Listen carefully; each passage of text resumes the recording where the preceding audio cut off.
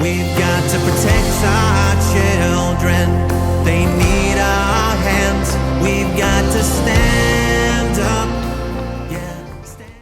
Hey, friends and family. Ian Mitchell here. Thank you for tuning into the M3 show. This is a really cool one. Joined by Sharon Pursey, a friend of mine that I've known for a little over a year and a half. She lives over in the UK with her husband, Richard, and they run a technology company that is using AI to provide filters and screening into devices. And they're influencing, you're going to hear, governments. We need to get them stateside as a separate note, but governments internationally to put safe devices in place and put controls on each of our devices, whether it's phones or laptops. It's an amazing conversation. Her and Richard are amazing people. They love God, and they just are amazing technologists, like I said, that are speaking to the world about protecting children. So Sharon Pursey's my guest, and I know you're going to enjoy this one. You're going to enjoy the accent for sure, and just enjoy meeting my friend now of a year and a half, Sharon Pursey. So thank you, Bree, for everything. Thank you for tuning in. This is going to be a good one. Let's get started. Sharon Pursey, it is wonderful to have you here, my friend of, I don't know, is it about a year? Have we known each other? It Maybe a was little bit over? October 24. Oh my gosh, time flies. And we, you are, first of all, where are you located for everyone?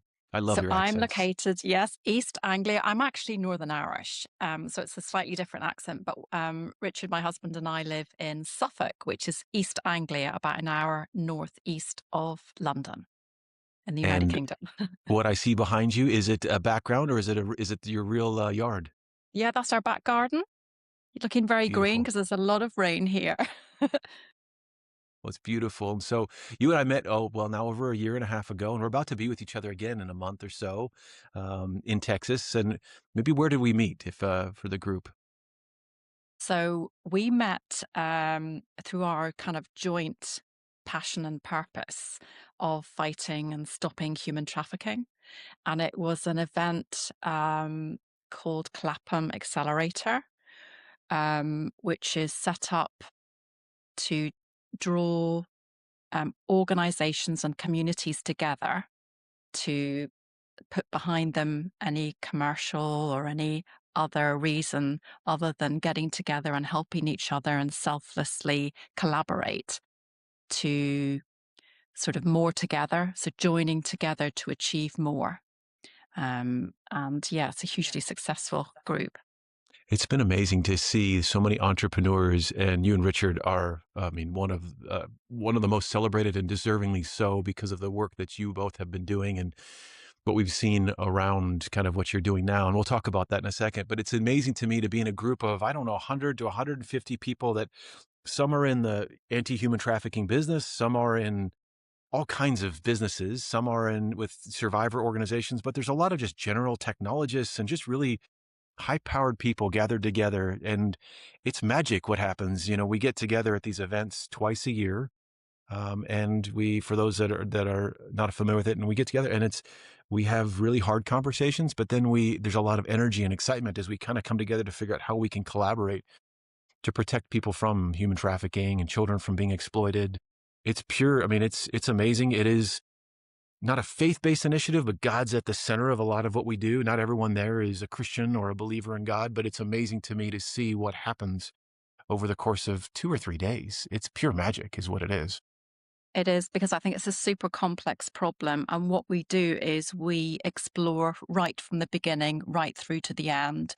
We go through every single area of human trafficking, including the online sexual exploitation of children. We look at the survivors, we look at prevention, we look at church, we look at policy, we look at Finance. finance, yes, of Yeah. course, and what's the word I'm looking for? Justice, and we look globally as well, and so it's amazing actually what all those different other communities can do for each other that you might not have thought of. So what we do is we bring to the attention of everyone the work and the emerging, projects and whatever else, and then there's an ask. And people unexpectedly sometimes are able to help each other through, their own communities. And so we see this amazing acceleration of the different projects and groups that you may not have thought you would have been connected to, naturally anyway. And so I think we're seeing huge impact through those wonderful connections. Well, you and Richard being involved in it, coming over from across the pond and coming and spending time. I was at both the events we went to. It was your and I first time, both of us, and you Yeah. and Richard just made such an impact on the whole community. Can you talk about you've been doing this protecting children thing for quite a while now. Can you talk a little bit about maybe whether it's your journey, you and Richard's, just what got you into this whole topic of making a safe place for children? It's funny you say that because we weren't Christians. I would say we weren't. We would have called ourselves Christians, but we didn't really know what that was. And we often wondered why and how we were in a business that was so difficult. Our company, Safetonet, is an AI company, and we've always focused on prevention of harms before they happen. So stop it from happening in the first place. And we've always been in the bubble of the child. So we've developed AI to stop children from seeing or experiencing harm. And it's been really hard. Originally, we were trying to work with platforms and services who just really weren't interested. It was pushing against their business model. And we've been going for 13 years now. And up until that point, I think we thought this is just too hard. We didn't stop hoping, and we were committed to the social impact element, but it was killing us. And it got to the point where I think we decided to give up by October last year.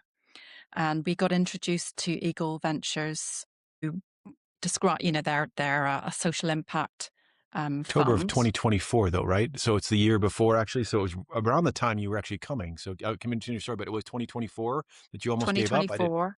Oh, wow. I didn't Yeah, realize we that. were finished. We'd put our house on the market. We just thought this is too hard. So we got introduced to Eagle Ventures, and we decided to sort of give ourselves the opportunity to go to the Clapham Accelerator. And Richard we've met so many funds that have said that they're about social impact. And when you actually sit down with them, and I know you'll know this, Ian, is that actually they're not really, they quite like the idea of the veneer of social impact. But when it gets to it, they want to see a return on their money. They're not really interested in being driven by keeping children safe. And so we didn't want to be partnering with a fund that would then kind of, pull our chain and try and alter the direction of the social impact. So we were a bit skeptical, if you like, about going in, but we went anyway. And they said, you're welcome to join. It's a faith-led event, but everyone's welcome. We thought, well, we don't really have a problem with that. We'll go along and see what it's like. Anyway, we got to Dallas, and it was in this, do you remember this amazing debating chamber where we were all sitting around in this beautiful building, sort of facing each other? It was brutal timings. It was something like 6:30 for prayers. And I'd never seen a schedule like that. Do you remember? It was really early, I but of course, do. coming across from the UK to the US, we were awake in the early hours anyway. So we tagged along to the end of the beginning of the end of the beginning of the prayers, and we just saw all these lovely people singing and praying quietly.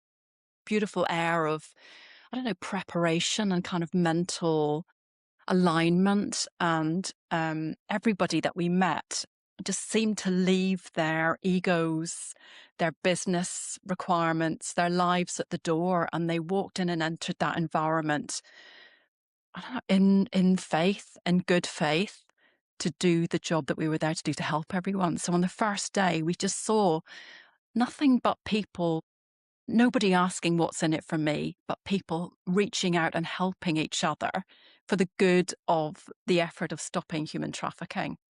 So we were really blown away. And we thought, well, the next morning we'll get this shuttle bus over. We'll get up early and we'll go and we'll just join the prayer session. And in we went and we sat quietly down and they had some music playing, which is it's His breath in your lungs. And I remember just my eyes were closed thinking, that's just such a beautiful thought that that God would, you could breathe Him in and it would be part of you. And the prayer that they were, I think it was Wes that was praying, and he said, "You are not alone and don't be afraid."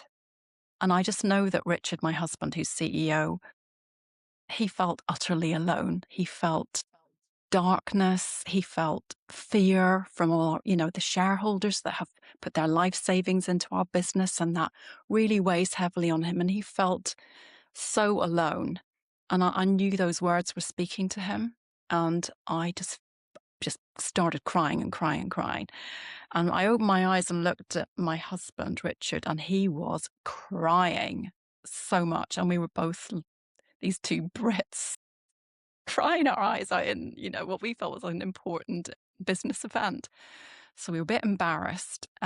People started noticing what was happening to us, and people came around us and hugging us and saying it's okay.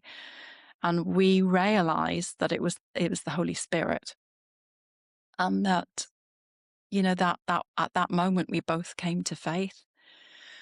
So that has been a pivot point in our lives, absolutely.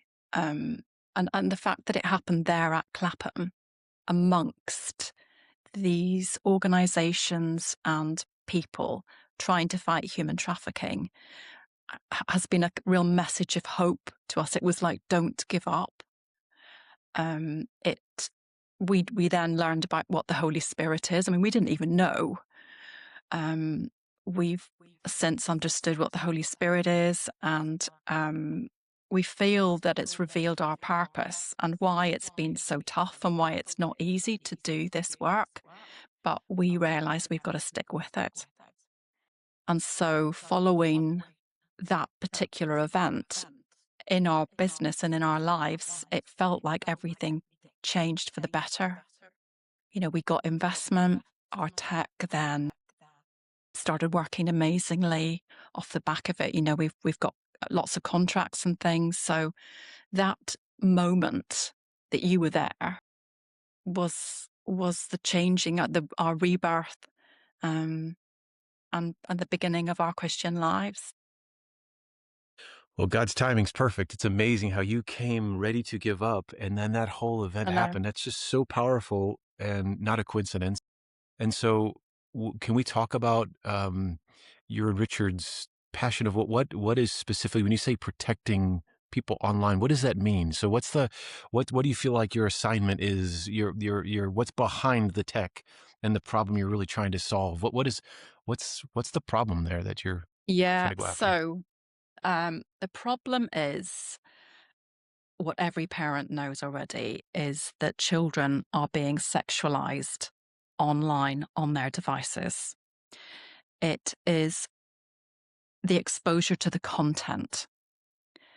Harmful content is reaching our children. Even if you only let them online half an hour, 1 hour, whatever it is, it's in every application. They can share it peer to peer.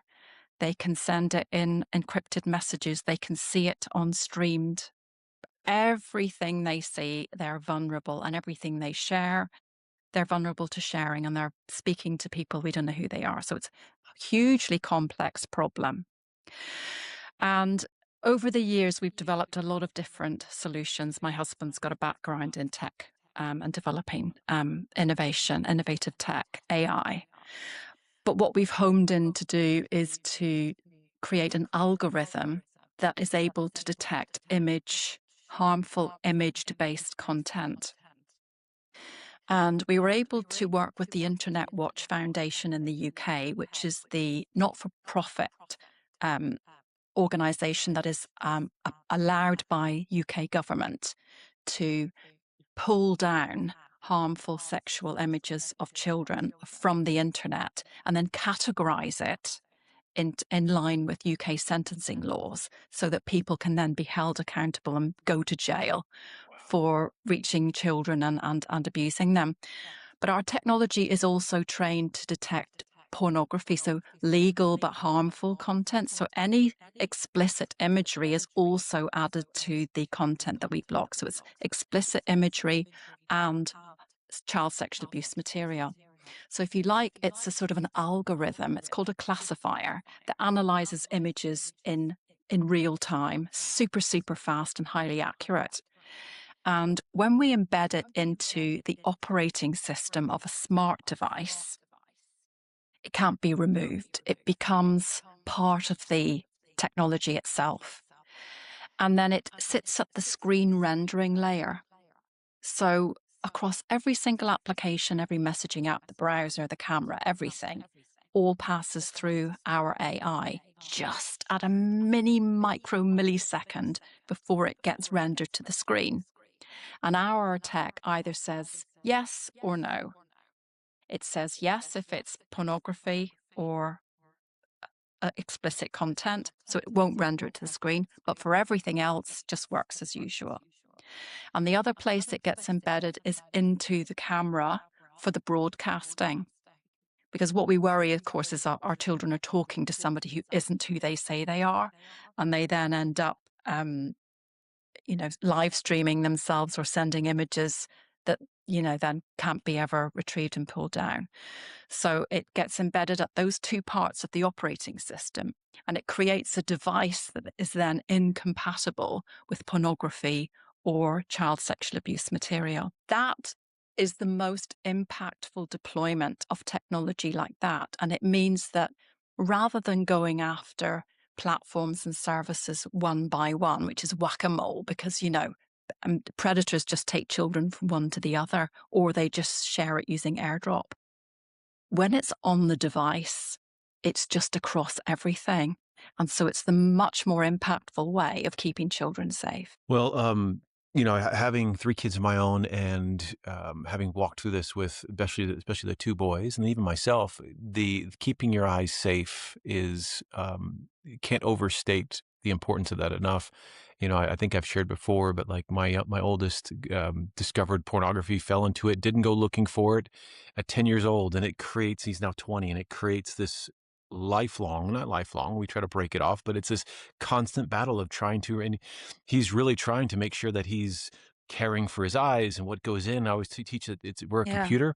So the music we put in, the things we see with our eyes, all that goes into the computer and it produces something out. And so that's been a theme that we've talked about with my kids, and it creates, and I've talked to so many young adults that have battled the pornography problem. And it comes in, it's so prevalent now. And so I look at the importance of protecting our youngest eyes, and then even all the way through adulthood, because it's this constant thing that just basically presents before us, and it comes in so sneaky. And so having controls like that are, I don't know, the people sign up for themselves. Like I think there's such an openness and desire for that in so many communities. And there's just not a reliable way to protect, as a parent, your children. The parental controls, I've been shown no less than 20 times, 30 times how they can be circumvented. No matter how much Apple or these devices try, there's just ways around them. And so having something that's a layer that comes in and creates an overarching protection, no matter what application's being used, what browser's being used, all that is so unbelievably critical. And so huge thank you, because just significant problem that can start at a young age and last an entire lifetime. And so that's what an assignment, and of course you're having challenges, because there's a lot of forces out there that are spiritual and organizational. I met the founder of Pornhub when I was not because I meant to. He was working at my gym when I was about 19. I worked out at the same gym. I remember this man came in with an entourage, young men and young women would come all the time, and he ended up being, I didn't know who he was. It was the same gym. I was in Seattle. I was a model in Seattle. My best friend was an ABC anchorman. There was a famous baseball player that worked out there, a lead singer of a Pearl Jam. It was a big guitar, a big music, but there was also this big celebrity that would come in with an entourage. Didn't know who this was. And it was Kaisei Wow. celebrity because of this entourage that was always around him. Turned out that was who it was. It was the founder of Pornhub. And there's been a lot of writings and such about him, but you start looking at just the nature of what that problem, it just puts malware inside the human being that So true. Yes. it's Because I think that we're creating a generation we're sexualizing a generation, which leads to, them wanting edgier and edgier in some cases content.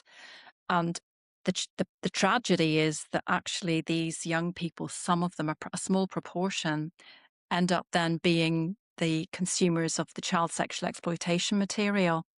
And so we can't look at this in isolation in our own country, in a way, in the United States or the UK, because not only are our children vulnerable, but we are creating the generation of exploiters of children in vulnerable nations. And I know you know this, Ian, because of the work you're doing through the payments that are facilitating it. But it's an enormous, complex problem that we do have to start at home. But we need to look, if we're going to solve it, we need to look at it as a global problem. And I think us as the technologists, we need to work hard in our home markets. But part of my job has been, lobbying governments, raising awareness around the world, and bringing it into scope of legislation, because that's the only way we're going to get the device manufacturers to actually embed this type of tech, at the point of manufacture. powerful. We could keep going on I the know. problem. And so to make it real practical for people that maybe aren't in our field, first of all, just thank you for being a technologist, you and Richard, and you lobbying, because you're right. It has to be at the core, because there's so many ways around it and so many patches that can be circumvented, whether it's through safe browsers and all these things. I've tried everything in my home. Yeah. Christian ones and non-Christian ones and all. I mean, I've signed up for everything to try to protect children, and there's always ways around it where you can, at the router That's level, right. you can get off That's right. Wi-Fi, and like there's so many different ways, and it's all can be circumvented. And again, I've got good kids, even myself. I mean, there's always good intention and good children, but there's something so sick about this seductive, sneaky way that this sexualized content finds its way in. And my kids are amazing. So last thing I want to do is, but I know that for me, and then I did a lot of addiction ministry with men that basically both substance and pornography addiction and all those, and worked a lot with them and used to sing for them at different events and got to know so many amazing people, but and men that, but controlling, it sounds so simple, but controlling your eyes and controlling what you see is so unbelievably hard. So the fact that there's somebody like you lobbying for policymakers and to ask the manufacturers to step up their game, but also Yeah. bring a technology, thank you. That's huge. Thank you. There's so many groups of people I know and friends of mine that'll be just very grateful for that. Can we talk about your technology for a minute? So please talk about Safetonet. What, how is it available? How does that work? So if I have a device, first of all, is it Android and Apple? Is it, how does that work? Does it work across carriers? What does that look like? So this is new technology, and it's possible now, really, because of the kind of this the development and the improved processing powers of smartphones now, combined with the AI, the way companies like ours are able to compress these large language models now, that we've reached a point where these two these two types of technology can be optimized and are suitable for market use. So with that in mind, we were searching for a device manufacturer to work with, because if you like, we're the tech inside and we need a partner. So of course we'd love to work with Apple or Samsung, the big tech companies. But the first ever device manufacturer that we've worked with is HMD Nokia, which Nokia. I don't know whether you've ever heard of, probably the Nokia brand. But they're a smallish, I suppose, compared to Apple, manufacturer based out of Finland in Europe. And they, of course, wanted to differentiate themselves with all these other giants. So we were able to work with them to do the initial integration here in the UK and bring it to market with Vodafone is the big operator here, Vodafone in 3. And in Australia, it launched with Optus is the big operator there. So I think that we've a lot of other device manufacturers that we'd love to work with, but our pathway, if you put yourself in my shoes, is to bring other device manufacturers to the table and convince them to embed technology like this for the benefit of families. So in the United States, Apple and Samsung are the 2 dominant devices that kids want.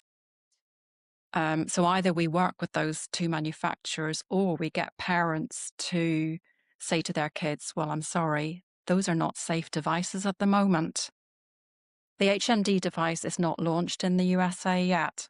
So we've still got work to bring it to you guys in the United States. But it's available here, and we are working with a number of other device manufacturers, and we, of course, are looking to bring it to the United States because I know that parents are desperate for it there. But we're also looking at laptops and we're looking at tablets for younger children. And, you know, whether they have it always switched on or whether it's something that a parent will activate. We'd love to talk to like AT&T and Verizon, the big telcos. We're looking at whether we have an app-based option so that we could deploy it more easily via the app stores. So there's lots of ways of getting to market, which hopefully in due course we'll be able to announce that we're launching in the United States and raise awareness that way. So that's where we are at the moment.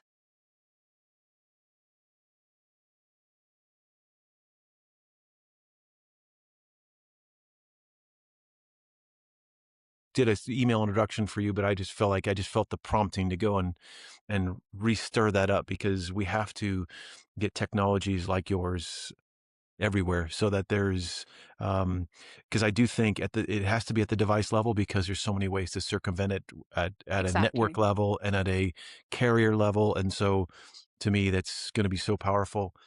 It's amazing how it should not be that hard. It should be a flip of a switch for any.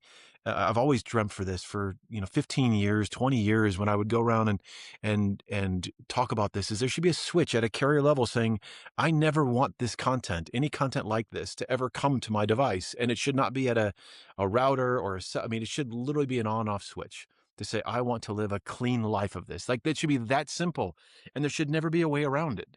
And it's almost like I should be able to petition or write a letter and say, never let this come into my home as a parent, as an individual. I never want to see this. And it's unbelievable how it's not that easy, and it should be. Because I think we've reached this pivot point. And so the challenge that we've had with platforms and services is that due to Section 230, which is an integral part of legislation in the United States, they are not legally obliged to moderate content before it's uploaded to their platforms, only afterwards.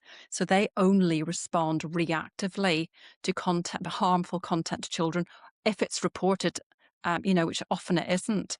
Whereas device manufacturers don't fall into this category of being platforms or publishers.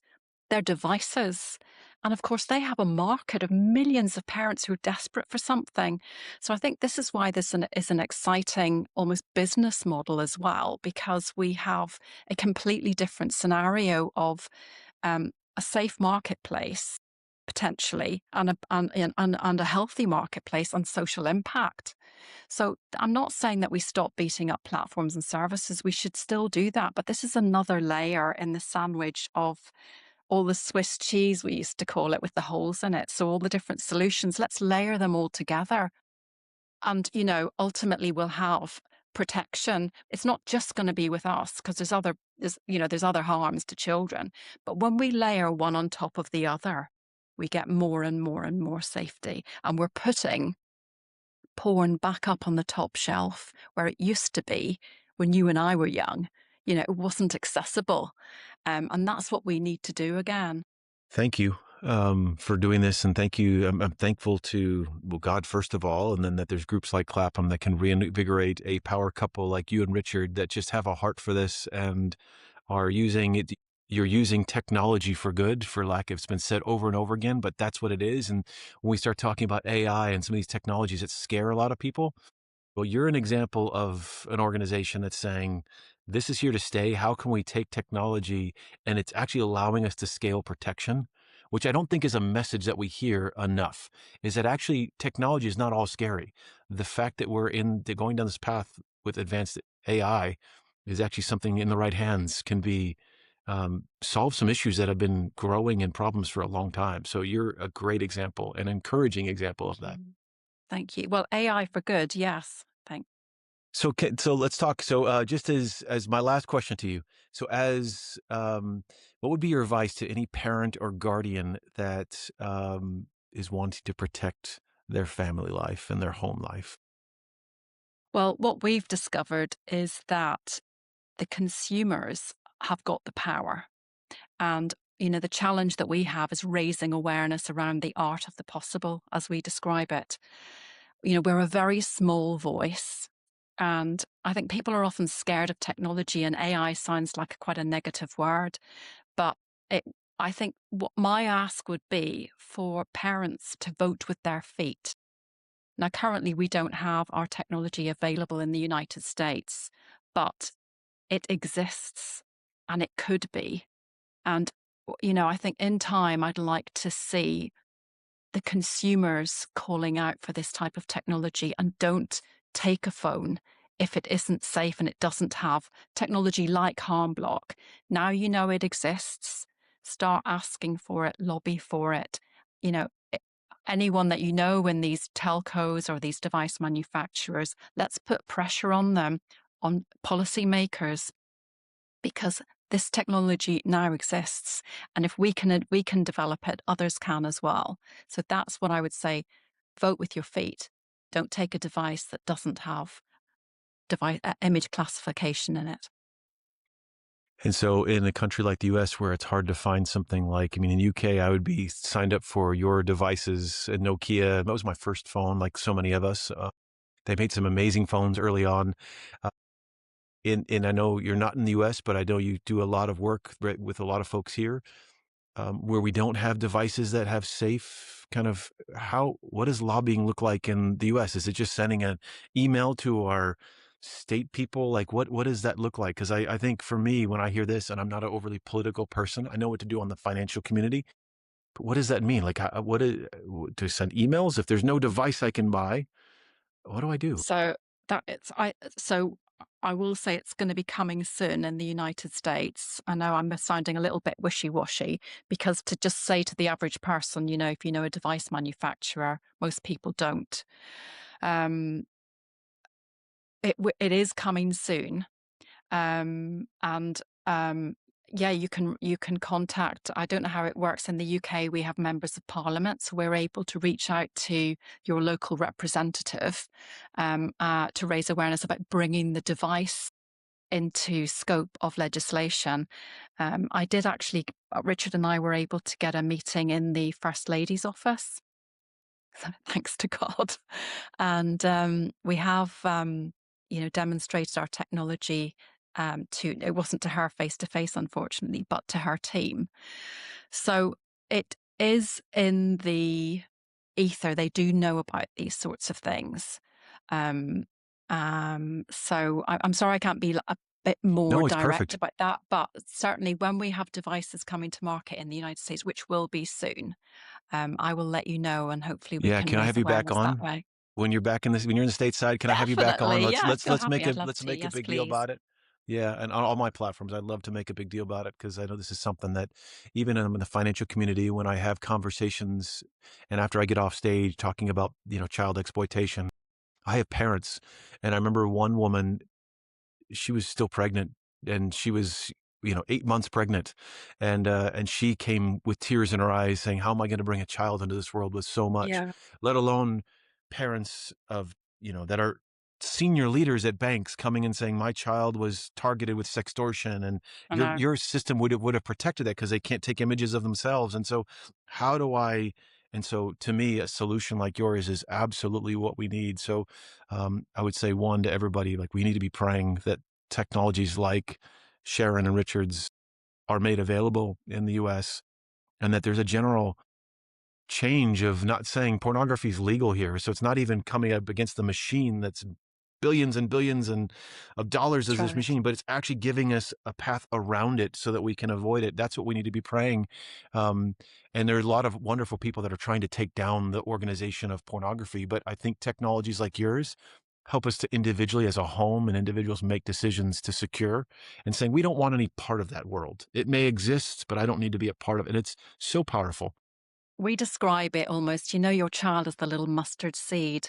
And it's just giving them that level of protection so they can grow up with a bit more innocence till they have that resilience to deal with the big world, because that on those little young, vulnerable years, they just can't cope. You cannot unsee.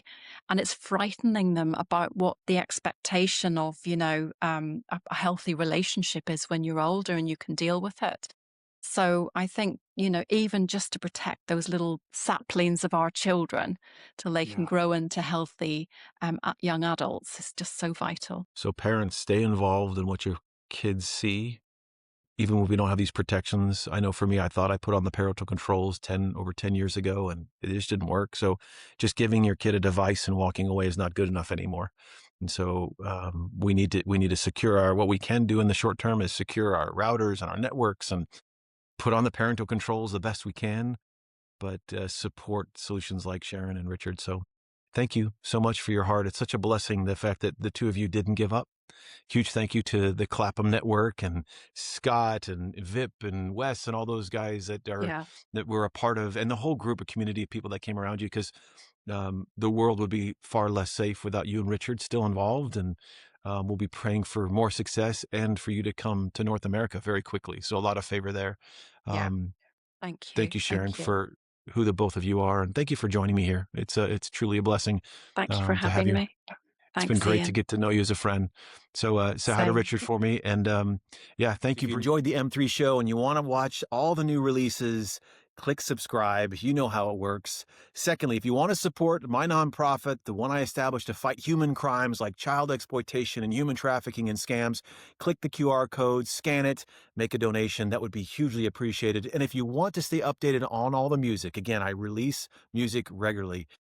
Go and click that link in the description. And we're on every major platform: Spotify, Apple Music, YouTube. You can look up Ian Mitchell. Thank you for what you're doing. Thank you for the support. And I look forward to being with you next time. I am not done yet. I am not done yet.